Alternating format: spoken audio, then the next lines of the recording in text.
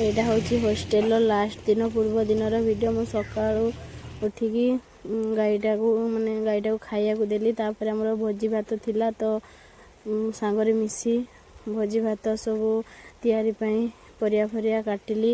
ଆଉ ତାପରେ ଦ୍ୱିପହର ଟାଇମ୍ରେ ଆମର ଭୋଜି ଥିଲା ପିଲାମାନଙ୍କ ପାଇଁ, ଆଉ କିଛି ଜଣ ସାର୍ ମଧ୍ୟ ଆସିଥିଲେ। ସମସ୍ତଙ୍କ ପାଇଁ ଭୋଜିର ଆଇଟମ୍ ଥିଲା। ସମସ୍ତେ ମନ ଖୁସିରେ ବସିକି ଖାଉଛନ୍ତି। ଆଇଟମ୍ରେ ଥିଲା ଆମର ଚିକେନ୍, ମାଛ, ପାମ୍ପଡ଼, ମିଠା, ସାଲାଡ଼, ଡାଲି, ଭଜା। ତାପରେ ଖାଇସାରିକି ମୁଁ ଟିକେ ନଈ ପାଖକୁ ପଳେଇଲି ବୁଲିବା ପାଇଁ, ଯେହେତୁ ପାଗଟା ବହୁତ ହିଁ ଭଲ ଥିଲା, ମେଘୁଆ ପାଗ ଥିଲା। ତ ମୁଁ ନଈ ପାଖକୁ ପଳେଇଲି। ଥଣ୍ଡା ପବନ ବହୁଥିଲା। ନଈ ପାଖରେ ବୁଲିବାକୁ ହିଁ ବହୁତ ଭଲ ଲାଗେ ବର୍ଷା ଦିନ ମେଘ ଟାଇମ୍ରେ, ତ ଥଣ୍ଡା ଥଣ୍ଡା ପବନ ବି ହେଉଛି ପାଖରେ ଯେହେତୁ ନଈ, ସେଥିପାଇଁ ମୁଁ ଥରେ ଥରେ ପଳେଇ ଆସେ ବୁଲିବା ପାଇଁ। ଟିକେ ସବୁବେଳେ ଗୋଟେ ଜାଗାରେ ଭଲ ଲାଗେନି, ଟିକେ ବୁଲାବୁଲି କଲେ ହିଁ ଭଲ ଲାଗେ। ତ ସେଥିପାଇଁ ମୁଁ କ'ଣ କଲି ନା ନଈ ପାଖକୁ ବୁଲିବା ପାଇଁ ପଳେଇ ଆସିଲି। ଖାଇକି ମେଘ ଟିକେ ଟିକେ ଉଠିଛି, ବର୍ଷା ପକେଇବ। ତାପରେ ଚାଲିଲି ହଷ୍ଟେଲକୁ ଏବେ। ଆଉ ଯାଇକି ପୁଣି ମାର୍କେଟକୁ ବାହାରିଲି, ଯେହେତୁ ପଳେଇବି ତା ଆଗ ବୁଲି କିଣାକିଣି କରିବାର ଥିଲା। ତ ମୁଁ ଗଲି କିଛି ଡ୍ରେସ୍ କିଣିବା ପାଇଁ। ତ ମୁଁ ଯାଇକି ସେଠି ମାଆଙ୍କ ପାଇଁ ଶାଢ଼ୀ ଦେଖୁଥାଏ, ତ ମାଆଙ୍କ ପାଇଁ ବି ଶାଢ଼ୀ ନେଲି, ଆଉ ମୋ ପାଇଁ ଡ୍ରେସ୍ ଦେଖିକି ଡ୍ରେସ୍ଟା ବି ନେଲି।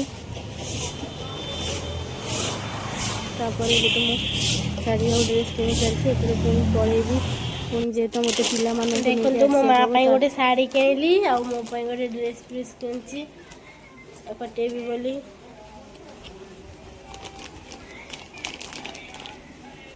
ତାପରେ ମୁଁ ପୁଣି ପିଲାମାନଙ୍କୁ ନେଇକି ଆସିଲି ମାର୍କେଟକୁ, କାହିଁକିନା ସେମାନେ ବି ଘର ପାଇଁ କିଛି ଜିନିଷ ନେଇକି ଆସିବ ବୋଲି କହୁଥିଲା। ତ ସେମାନେ ବି ଏସବୁ ଜିନିଷ କିଣାକିଣି କରିଛି, ମକା ଖାଇବା ଜିନିଷ ସବୁ କିଣାକିଣି କରିଛି ବହୁତ ସାରା ହିଁ ସେମାନେ। ତାପରେ ମୁଁ ତ ଡ୍ରେସ୍ ନେଇଥିଲି, କହିଲି ଆଉ ଗୋଟେ ଚପଲ ନେବି, ତ ସେଥିପାଇଁ ଚପଲ ଦୋକାନକୁ ଯାଇକି ମୁଁ କ'ଣ କଲି, ଚପଲ ବାଛିବାରେ ଲାଗିଗଲି। ତାପରେ ମୁଁ କ'ଣ କଲି, କେଉଁ ଚପଲଟା ଭଲ ଲାଗିବ ଦେଖୁଥାଏ, ଭଲ ଚପଲ ହିଁ ଗୋଟେ ଦେଖିକି ଆଣିବି। ଡ୍ରେସ୍ ନେଇକି ତ ଆସିଥିଲି ଏଇଠି ପାଖ ଦୋକାନରେ, ପୁଣି ତ ସେଠୁ ପୁଣି ଚପଲ ଗୋଟେ ନେଇକି ଆସିବି ବୋଲି ଭାବିଲି। ତ ଚପଲ ପ୍ରାଇସ୍ ହିଁ ବହୁତ ହିଁ ଥିଲା, ତଥାପି ମୁଁ ତା ଭିତରୁ କ'ଣ କଲି ନା ଦୁଇଟା ଚପଲ ବାଛିଲି ଯେଉଁଟାକି ମୋତେ ଭଲ ଲାଗିଲା। ତ ମୁଁ ଦୁଇଟା ଚପଲ ନେଇକି ଆସିଲି।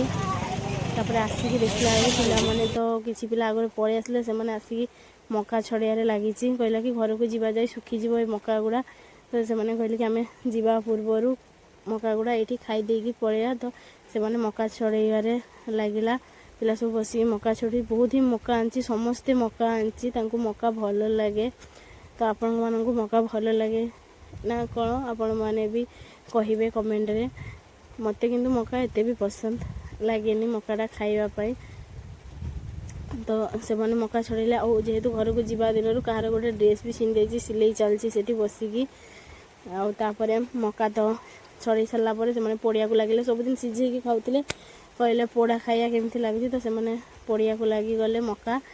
ଆଉ ମକା ପୋଡ଼ା ହେଉଛି ଏଠି ଦେଖିପାରୁଥିବେ, ସମସ୍ତେ ନିଜ ନିଜର ଗୋଟେ ଗୋଟେ ମକା ଧରିକି ପୋଡ଼ିବା ପାଇଁ ଲାଗିଗଲେ।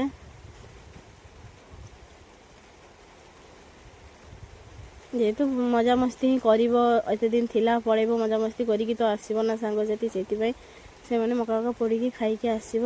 ତ ତାପରେ ସେମାନେ କ'ଣ କଲେ, ମକା ପୋଡ଼ି ସାରିଲା।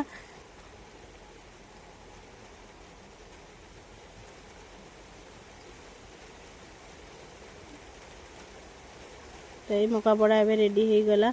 ମକା ସବୁ ତ ପୋଡ଼ିବ ନା, ତାପରେ ଖାଇବ ମକା ପୋଡ଼ା। ଏତେ ଦିନ ରହିବା ଭିତରେ ବହୁତ ହିଁ ଭଲରେ ଆମର ଦିନ ଯାଇଛି, ମାସେ କେମିତି କଟିଗଲା। ତାପରେ ମକା ପୋଡ଼ା ରେଡ଼ି ହେଇଗଲା। ମୁଁ ବି ମକା ପୋଡ଼ା ଖାଇବା ପାଇଁ ପ୍ରସ୍ତୁତ ହେଇଯାଇଛି, ଗୋଟେ ମକା ଧରିକି।